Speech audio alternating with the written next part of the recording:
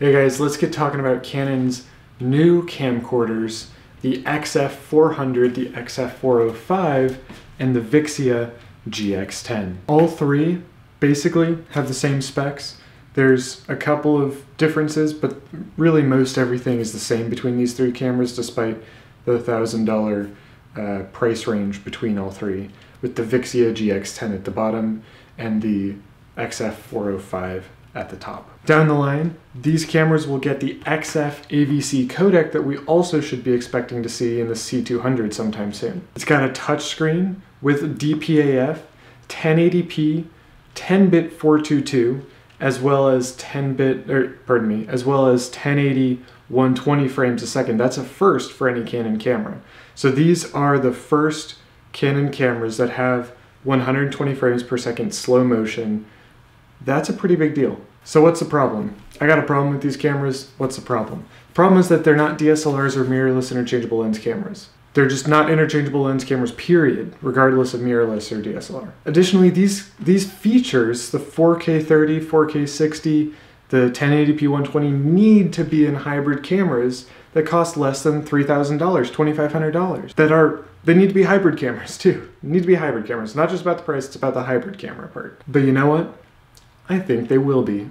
There are three big indicators in my mind that these features are ones that we'll soon see in Canon's upcoming prosumer DSLR and potentially mirrorless interchangeable lens camera option. That is the 4K 30 and 60p, the XF AVC codec that we should start to see about the time we should start to see Canon's newer prosumer DSLRs that are upcoming, and the 1080p 120. What we're seeing in these devices is a usable 4K codec. And that 4K codec is fairly efficient, and it's also paired with DPAF and a touchscreen. So we're kind of putting all of the pieces together with this camera, with these cameras. The 1080p 120, the tilty flippy touchscreen, the two SD card slots at this price point all point to these devices being a little bit of a turning point for Canon. Suddenly, it's eminently possible to see 4K as being a relevant feature in the 7D Mark III and the 90D. Also, smash that like button for the probably deeply unfounded hope in Canon. But these cameras do properly stand on their own as hipster dinosaurs. Hipster dinosaurs because camcorders are dinosaurs, and hipsters because Canon's jumping on the bandwagon just like hipsters have jumped on the bandwagon of how cool mustaches are with 4K and 1080p 120. It's not making them unique because everybody's already done it. Give me your slightly offensive metaphor for camcorders in the comments section. The funniest will be featured in my next video. As much as I want to bash on these cameras for not being hybrid, mirrorless, or DSLR interchangeable lens camera options, they're still pretty good for video. I can easily see these three, the XF400, 405, and Vixia GX10, being used for all manner of corporate event and wedding shoots. You know, the way to ideally set up a shoot like one of those, in my own head at any rate, is to have several cameras all set up on motion sliders, and they're all running all the time with, you know, slight gaps in between so I can turn two on and then turn two on and then turn, you know, so that you get rid of some of the recording issues that way. And the SD cards kind of fix that too. But these three cameras will make great, you know, B, C, D through Z cameras if you have a really solid A camera like a C100, 200, 300, FS5, FS7, EVA1. Because the really big thing is that these cameras they have the potential to fit into any level of production.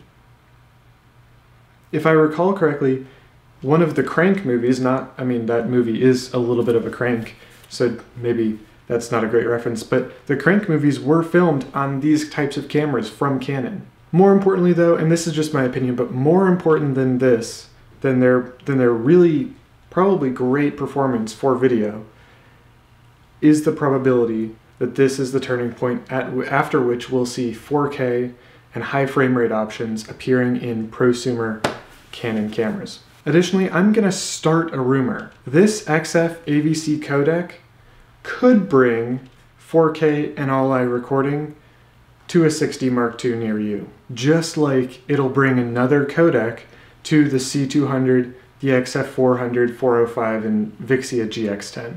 And I want to end on a question, and that question is, how likely do you think it is that Canon's going to bring this XF AVC 4K codec to the 6D Mark II, where the response